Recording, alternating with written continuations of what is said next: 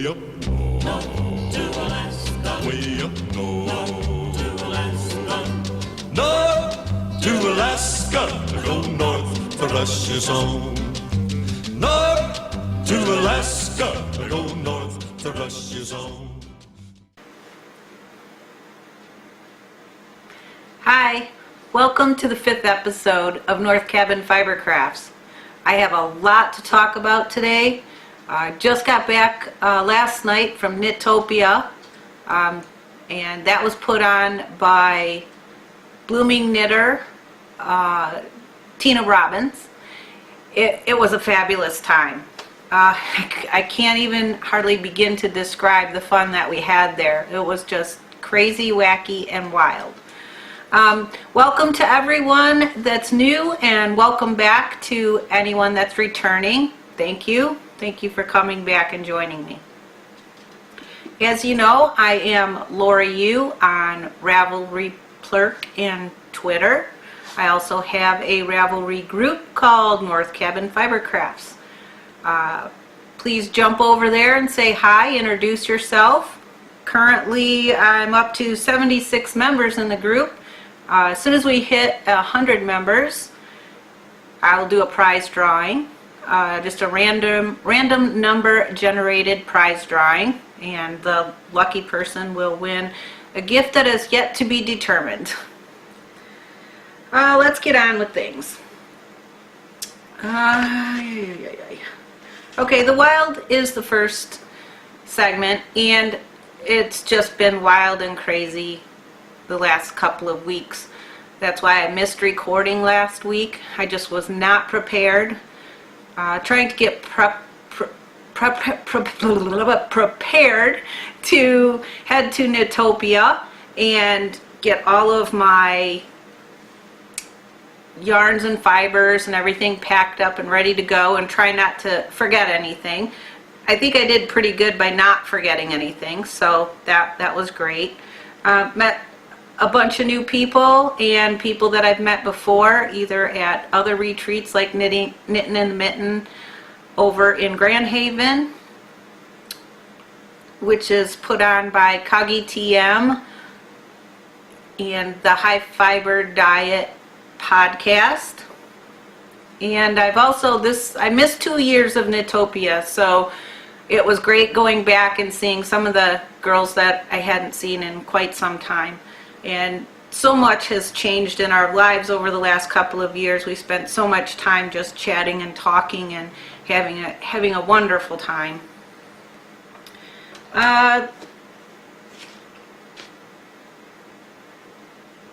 One thing I wanted to touch on was the weather.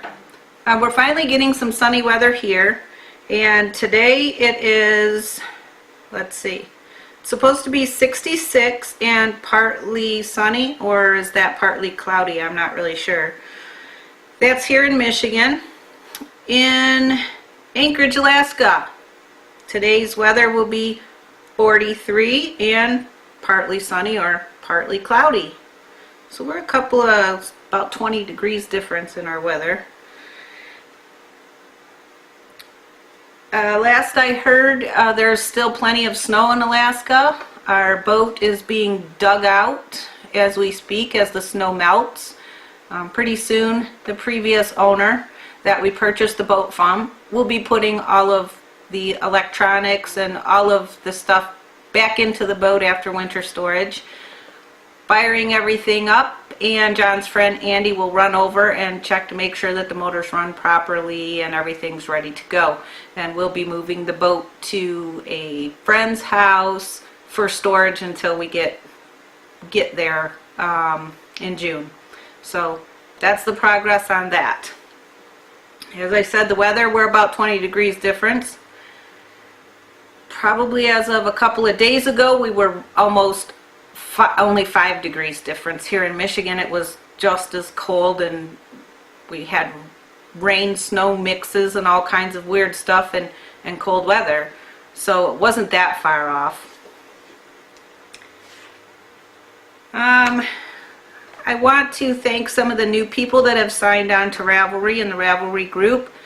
Apple 380, Lavender Bear, Rose Bob, Caterpillar, Bunny Fish, and Angie Ship.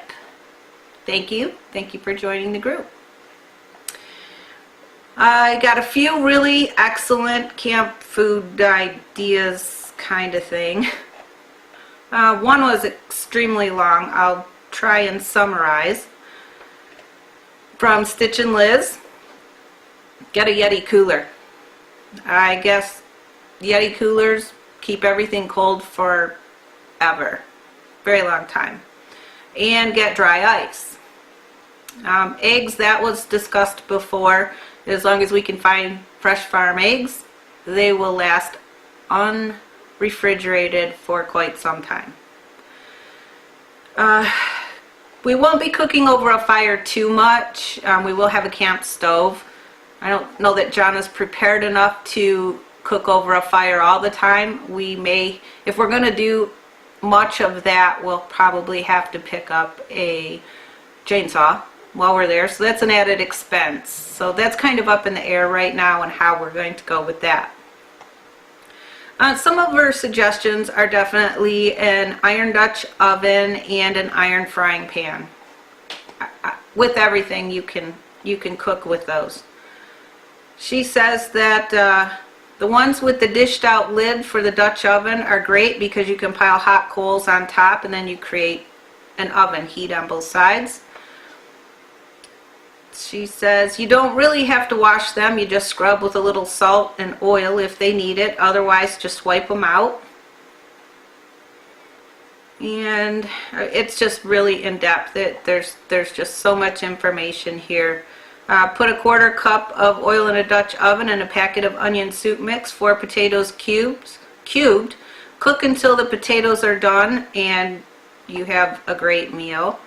Potato bundles in foil are great. Wash and slice potatoes in 1/4 inch slices or less. Slice an onion the same way. Alternate potato slices and onion slices. Put them together in a sort of potato shape on heavy foil. Add butter and whatever herbs that you like. Wrap them up. She suggests using garlic and pepper, and they bake in about an hour. And you can add meat or other vegetables to this for a complete meal. Kebabs are another option. Cornbread, biscuits, pancakes, French toast can be cooked in the cast iron skillet over the fire. If you make cornbread batter a little thinner and fry it in bacon drippings, you won't need butter. Instant hot cereals are easy. Throw in dried or fresh fruit, some nuts, cinnamon, nutmeg, and it's even more delicious. Let's see. Oh, and if you add instant milk, you really won't be able to tell the difference. Canned apple juice instead of water adds another explosion of flavor. Sweet potatoes wrapped in foil and baked in the coals are especially good. They take on a smoky flavor and only need a little butter, salt, and pepper. John doesn't like sweet potatoes, so we'll have to do him regular potatoes, and I actually love sweet potatoes. Bacon or sausage cooked with scrambled eggs and some cheese wrapped in a tortilla makes an easy peasy breakfast. Take plenty of really heavy pot holders. Cooking over a fire, you will ruin some, I guarantee it, unless you are a whole lot less clumsy than me. Make up your own trail mixes, and she says that's all she can think about right now. Another one, Just Bunny. I didn't read the whole article, but this might give you some ideas, and she sent me a link to go to outsideforever.com/2008 Alaska Sea Kayak Expedition and other, and another one called skilletchronicles.com, and I haven't had a chance to go there and look yet, but I will be getting on that soon. John was just bugging me last night again about putting some menu items together. It's like, I haven't seen the menu yet, Lori. Where's it at? I'm working on it. working on it. You all are helping me work on it. If you have any suggestions or ideas, please go to the Ravelry group and add them there under the camping food menu ideas. And you'll be entered to win a drawing. Sometime, I believe mid-May, I'll just do a random number generated drawing and pick someone who has made a comment or entry just giving me ideas on camp menu. Let's see, what about packets of flavored powdered jelly or jello for when you need a sweet treat? I remember as a kid, this one killed me. I remember as a kid, we used to have Tang orange juice mix back in the way day. Astronauts used to take that with them, but whatever. I used to love just dipping my finger in there and eating, that all the time. Plus, I guess Tang would probably be a really good alternative to add to the water when you need a little something other than just water or coffee to drink, right? I'm going to put that one on my list. A couple of years ago, this one's from Sweet Dutch. Oh, the previous one was from Rose Bob. This one's from Sweet Dutch. A couple of years ago, we got a Dutch oven as a gift, and I have to say, it is not hiking gear, but if you're camping with a car, it's awesome. And she sent me a link to a lot of recipes, and we have so far baked bread, made stew, and desserts in it. So I will be going to the link that she sent and giving that a good look over. That sounds wonderful. Apple 380 protein bars are a good snack and like a meal in themselves. Protein bars are good. Patty Sand, hubby uses freeze-dried food when he goes camping. Just add a bit of water and eat. All these are such awesome ideas, and I can't wait to throw a few of them together and make a list to present to John to see if it's adequate meal planning menu. So thank you all for participating, and like I said, please jump onto the RAV group, North Cabin Fiber Crafts and Podcast group, on the discussion board, and go to the camping food menu ideas, enter yours, and mid-May I'll do a random number generated prize drawing, and you may win a skein of yarn or bump of fiber or something that's been previously donated as a prize giveaway. Let's see, what else do we have? I was going to do that test knit, the evaporated milk thing, add water to it and do it live, but I think I'll save that for the next episode. I'm not real thrilled about trying it, but I'll do it. I'll do it just for you. Just for you. I've never done it before, so I just figured there was so much, because I hadn't podcasted in 2 weeks, that I would go ahead and I'll hold off on that one so that I have some extra content for next week. Getting back to Knitopia, I just can't get it out of my mind because it's still so fresh, and I had such a wonderful time. I got to see Kagi TM and Sarge, the Sarge. He's home. I hadn't seen him since he'd returned home from the sandbox, so it was really great to see him, spend some time with him, and just talk about stuff. We had a really good time. Again, it was great. If you have a chance to sign up, I know that next year's 2014, if you go to Knitting Blooms in Ravelry, you can find out more information about it, or it'll take you to Tina's blog, I believe. You can find out about getting on the wait list for 2014. I'm pretty sure it's already booked solid for the 2 weeks. And it's going to be a month earlier instead of in April, which it seems like it's always been in April. I guess it's going to be in March, a whole month earlier, which is going to be kind of chilly because it was kind of chilly there this time. Maybe we'll get a really early spring next year, and it will be nice and warm in March. So, if you get a chance, run over there, check it out, see if you can get on a wait list if you're interested. It's a really fun time. People come from all over the place. We had someone from Arizona, Illinois, Wisconsin, I believe Indiana, Ohio, Virginia, and several from here in Michigan, all over the state. It was a wonderful time, and Tina is a wonderful host, so well organized, so many gifts and swaps, and the vendors that did prize donations. There were so many. Just everyone got gifts, multiple gifts. It was a great time. Moving on to the wacky, which I kind of already went over into the wacky just because I'm feeling kind of wacky today anyways.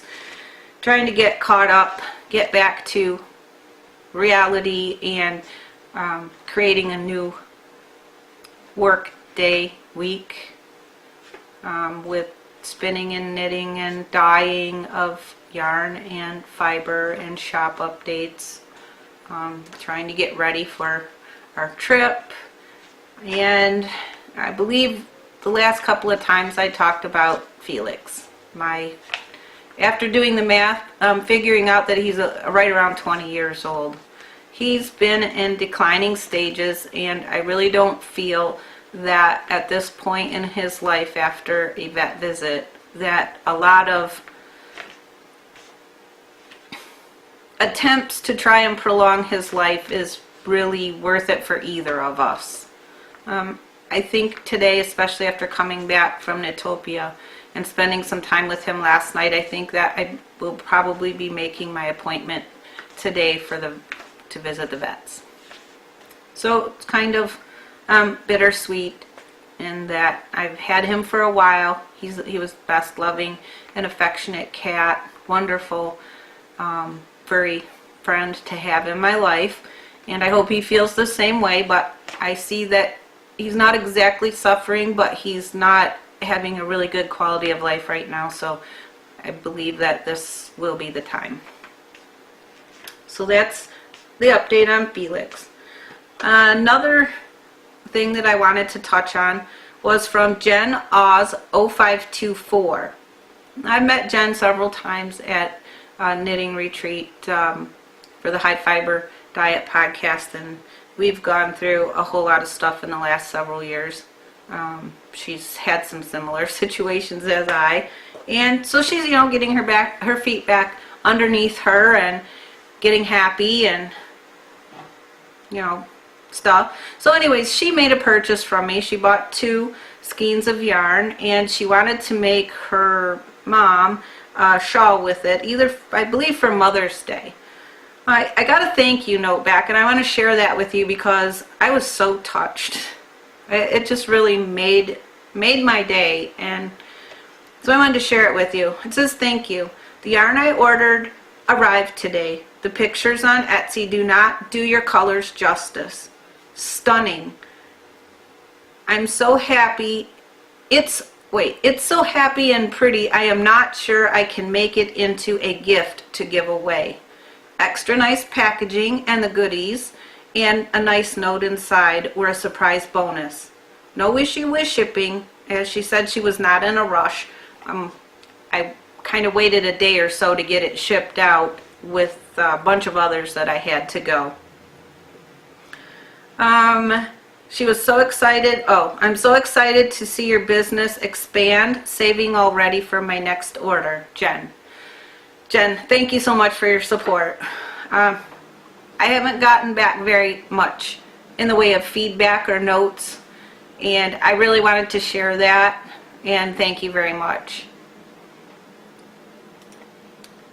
Getting back to Knitopia, I took my yarn and fiber with me, and I hadn't even gotten in the door 10 minutes, and everyone's like, "Well, did you bring stuff?" And I was like, "Yeah." And they're like, "Well, can you bring it in now?" And I was like, "Can I have like 2 minutes so I can go to the bathroom and unwind for a half a second?" And they're like, "Sure, I guess, but you'll do it soon, right?" So I was like, "Okay." So I got everything out and laid it all out, and it was like this big shopping extravaganza. Just about everyone made a purchase, and the comments were amazing, and it made me feel so good that what I'm doing is making other people as happy as it makes me to do it. So I want to thank everyone that's made a purchase to date since I opened the shop in January. All of your support and nice words and comments, and it just makes me feel good and gives me the courage to continue in doing what I love and really how I want to spend my days. Just being creative and doing what makes me feel good. Is there anything better than that? So thank you again. Thank you very much. New purchases when we get to the work portion of the show, the work. As you can see, I got a banner. Isn't it cool? It's so pretty. Yay!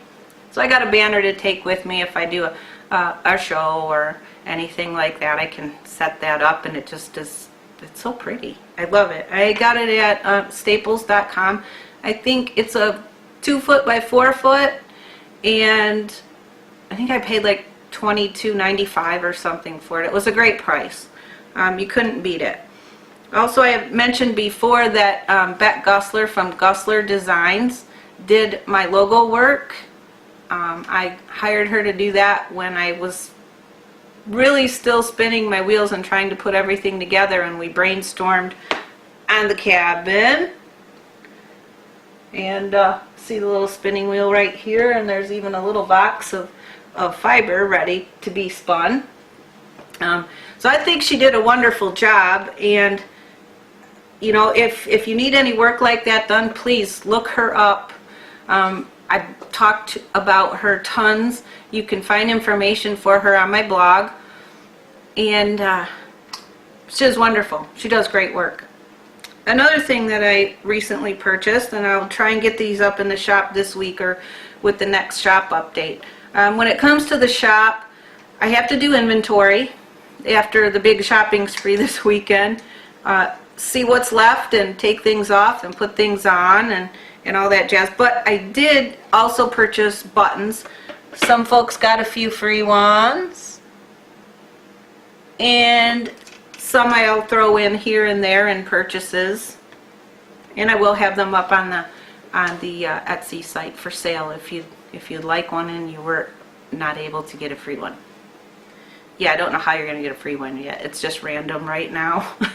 I gave them out at Knitopia. I will probably give them out next week at, 2 weeks. Guts, Grit, and Pink Lipstick Retreat with CJ Kopet from Kopet Creations. And that one is out on the west side of the state. Don't quote me on the town or city because I don't remember. But you can look her up on Ravelry, CJ Kopet. She does have Rev pages up and stuff that explain more about the retreat if you're interested. This will be the first annual, so I'm really excited to attend. It's just so much fun being with and around people that are like-minded, share the same passion for knitting and spinning, and even there will be some vendors and dyers and other people there. So I'm really excited to be able to go to that, but I have a lot of preparation and work to do now to get there and get my gear ready in 2 weeks. So I showed you the buttons and the banner. Let's see. I guess we can move on to the work. Have I dyed anything? I haven't dyed anything in a few weeks. I have just been, as I said, so busy with everything else that I haven't. I'm going to get the podcast up and edited, everything done today, hopefully, get my inventory done, shop back open by tomorrow. I think I have a meeting tomorrow, and after that meeting, I have a tentative meeting scheduled with my local yarn shop owner, Whitmore Lake Yarns. They also have a Rev page, and I believe they're on Facebook also. So you can check them out. But we're collaborating right now on working out a couple of things. She really wants to carry my my yarns, and she also wants me to do some specialty dyeing for her. So we're still in the midst of working out all the kinks and bumps and whatnot. So hopefully tomorrow will be my meeting on that. Wednesday will be smack dab right back into the dye pots and getting some new stuff for the next retreat. I'm not sure if I'm going to do an actual shop update between now and then. I don't know what my inventory is going to be like. Currently, whatever is on the Etsy is in the Etsy store. After I do the inventory from sales, will probably be what is going to be there for a little while. I do have a few things, and I can't remember if I showed them last time or not. Let me just pull this over. Excuse me. I have on the Iditarod sock base, which is 75% superwash merino, 25% nylon, some blue for you, 450 yards. It's a nice blue, tonal or variegated, but blue. But also, I also have this available in the Base Camp worsted. So there's one of each in that. Done It Again purples, which is really rather plumish. Those didn't make the last shop update. I did go over this one, which is on the Iditarod sock base, and it's Party 1, 450 yards. It is grays, pinks, silver, white, black. I did not reskein this one. I thought it looked quite nice this way. This is a very similar one. There are no grays in it. It's mainly black and the hot pink, light pink, and a little bit of white. I did reskein this one so you could get a better idea of how the colors look in it. I did a hot pink in the Base Camp, just worsted, just for fun. This one is key lime and turquoise. Again, it is on the Iditarod base, and it is exactly that. It is a turquoise and a bright hot limey green.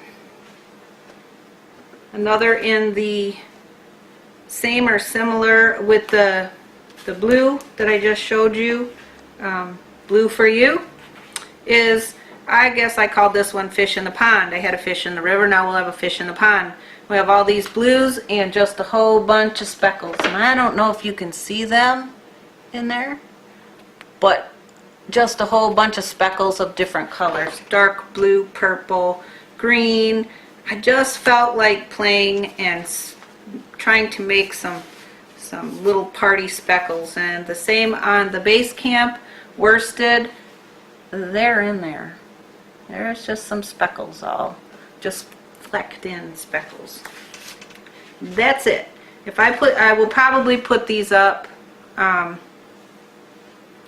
the inventory, and I do the I open the shop back up from being in vacation mode. What else do we have? I just covered up my notes. Let's try and get back to the note section. Okay. Showed you all the yarns. Did I do the self-striping yet? I did do some small samples that I'm using on my sock blankie, which I'll show you in a little bit. Just messing with the warping idea, tying off, measuring the stripe sequences, the stripe lengths, and being very careful not to get it all jumbled up in a knot. That's all I'm going to say about that right now. I also made some t-shirt scarves. I'm sorry I don't have any more. My daughter took a couple to cosmetology school with her. I sold one at the knitting retreat, and seems like I have another one around here somewhere. But they're just cute, fun, and funky little t-shirt scarves made from a t-shirt and fashioned up to be a nice summer scarf that you can wear with t-shirts or casual, just pops it up a little bit if you like to wear, you know, jewelry and, you know, pump up your regular old t-shirt to get out, to go out in or whatever. I just thought they were so cute and I've always wanted to do it, so I made up a handful or so of those. I'll try and get a few more done, probably take them to the retreat or get them posted on the Etsy site. If not before I go, when I get back. Alrighty, I'm back. Very quickly, finishing up. I said I did not make the self-striping yarn yet. I made a few of the t-shirt scarves, and see, what else have I been up to? Not much. So let's move on to the woolly. That was the work portion. I'm just going to move right on to the woolly segment. Test knit update. I did my test knit. First test knit I have done of the Meadow Sweet cardigan by Sarah Franklin. You can find that pattern on Ravelry. It's now available. And this is the cutest little girl sweater. I did this in my base camp worsted.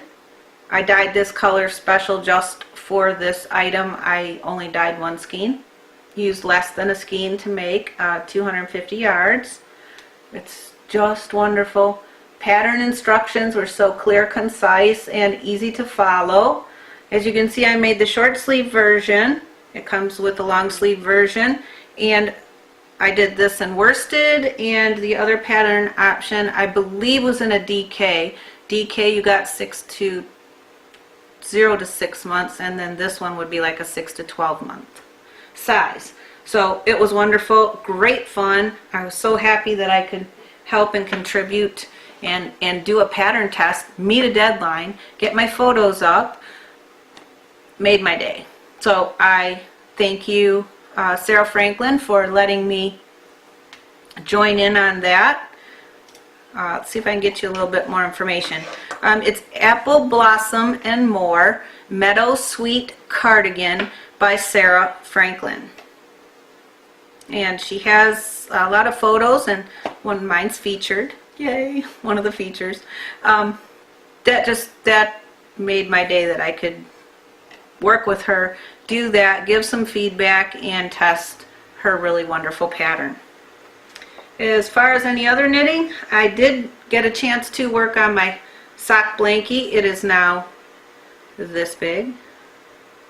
I believe I only had about 9 squares done before I went to Knitopia, and I got to add a few more. This one here is one of my test knit self-stripings. It's like, don't mind the colors. I didn't plan colors on purpose. I was just, it was my test for warping and taking off the warp, drying, putting back on, and winding into a ball. I believe this is also, this little bit here was part of one of the patterning parts. I think there was one more. And that one, oh, and this one right here.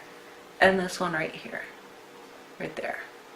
So I'm progressing. I'm moving along. It will be something. I haven't decided. It's going to start out as scarf and scarf length, possibly progress to shawl. And if I can not lose interest and keep going for a large amount of time, maybe a little blanket or throw blanket, something like that, even a baby blanket. It's really pretty mindless knitting. It's quick and easy, and you feel a sense of accomplishment every time you do a square or a row or whatever, and it really takes, you know, like when you are working on a sweater or something, you get to a point where you can just do some mindless knitting, where you're just going to knit 27 rows in this particular pattern or what have you, and you don't have to think about it so much. You can kick back and relax and just knit. Well, that's how this blanket works. It is exactly that. Just fun, easy, and the results are awesome. I don't know if I was able to show you, but we did a group photo, and if I hold it up to the screen on my iPad, you probably won't be able to see everybody. But if you go to knit-topia.blogspot.com. You'll see all the pictures. Crazy shenanigans. Crazy stuff. Again, I can't stop talking about it. There was some yarn bombing, some stuffed animal and critter hostage taking. You'll just have to read more about it. It was a great time. We had a wonderful time. I did well at Knitopia. Want to start a sweater, and I've had this yarn for a while. Kagi or Kari from the High Fiber Diet podcast and Ravelry group, we did an interview with Susan. I believe it's Susan Puffpath, and she has a sheep and a mill, and she has a storefront and stuff like that. And we had done an interview with her and spent a little time over there visiting. And so I bought some yarn, and this was a couple of years ago. Here's the cone of yarn. It is a woolen. It's kind of neppy. This does not do the yarn itself justice because of the spinning oils. I think next time before I go and start knitting something out of, I have another cone or two, before I start knitting out of it, I'm going to skein it up and wash it and let it bloom and fluff and be nice and squishy, wonderful to knit with. With the oils in it, it keeps it a little coarser feeling. It's still lovely to knit with, but it would just be more pleasurable had I washed it first. So I started a sweater for myself. Well, at least it's going to start out for myself. I don't have much done. This is actually the yoke or collar section, and then we're moving along, let's see here, like this. Anyways, I'll show it to you on the iPad. I can turn it sideways. It is called Harvest Moon by Heidi Kiermaier, Kirrmaier. Again, it is the Harvest Moon, and I will kind of hold it up here again, right to you. You can see I have finished this portion. It's a top down, and now I'm just, an inch or two or so here. I'll be ready to start off or split off for my sleeves in a few more rows. But also, don't mind that glare, if you notice there are pockets. Look at that. Look at those pockets. So I think this is a wonderful pattern. It's great. It's easy to follow. I am doing a couple of things different. I did see one example where someone put a zipper in. So I have decided to do an I-cord edge here on the inside edge, an I-cord, and then put my zipper in under that after. That's probably the only change I have made so far to the pattern. So I'll keep you updated on that. I think I've only knit myself one sweater ever. Maybe two. But I've knit for other people all the time, and I decided I really wanted to make something for myself to wear that's cozy, squishy, soft and warm, something I can just wear around the house on a chilly day that's not a hoodie or a sweatshirt. So that's that. Another thing, getting back to Knitopia, just briefly, some of the gifts that I won is this cute coffee cup. And you can see the little sheepy on the inside too. And it's bright orange. And I can't herdy. H-E-R-D-Y. So, I love my coffee cup. Actually got two coffee cups. This one is Wacky Woolies, and it is the Ireland one. But you can see happy, queasy, crazy, blah blah, wacky, trippy, dazed, angry, lucky, and you can see inside there, Ireland, the green sheep. Must be the lucky sheep. He's the lucky sheep, see? So, I had to share. Another thing that was fantabulously wonderful, and only one of many of the prize donations. I haven't even unloaded all my bags yet, so Donna Drukanis, she has 2 new books out, and she wanted the wow factor in the gift giving, so her donations to everyone that attended Knitopia was 2 books. So we got Ethnic Knitting Exploration, Lithuania, Iceland, and Ireland. And we also received Ethnic Knitting Discovery, the Netherlands, Denmark, Norway, and the Andes. So I know you can find these. They're from Nomad Press, nomad-press.com. If I'm not mistaken, you can probably find them on Amazon and other places. But these books are wonderful. The patterns are spectacular. I haven't had enough time to really do a thorough review, but I wanted to say thank you very much to Donna Drukanis. Thank you very much for giving us these wonderful books. I'm very excited to have received that. One last thing before I go. John made orifice hooks. Sold several at the Knitopia again. But we did make some new ones. They're out of, again, white-tailed deer antler. Wonderful orifice hooks here. This one's got you can see it. Whoa. It's a really pink bobbly with green dots on it. Hand-blown glass bead. And then we have another one here. You probably can't see them very well, not enough contrast. But I will get these photographed and get them up soon on the website also. northcabinfibercraft.etsy.com. We have another one here. Seems like all the more interesting, really knobby, clunky, curly ones went quick. They had, to some folks, just so much character that they couldn't help themselves. So, and one simple little plain one here. Just cute. They'll be on the Etsy site either before or after I go to the next retreat, which is Guts, Grit, and Pink Lipstick. Throw that in there again. Otherwise, you know, I think I have completed all of the segments, all the notes. Ran a little bit long today. I'm not sure how much will get edited out, thrown in, but you know what? Have fun.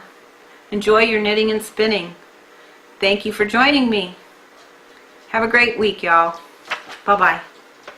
Way up north to Alaska. Way up north to Alaska. North to Alaska. Go north for Russia's home. North to Alaska. Go north for Russia's home.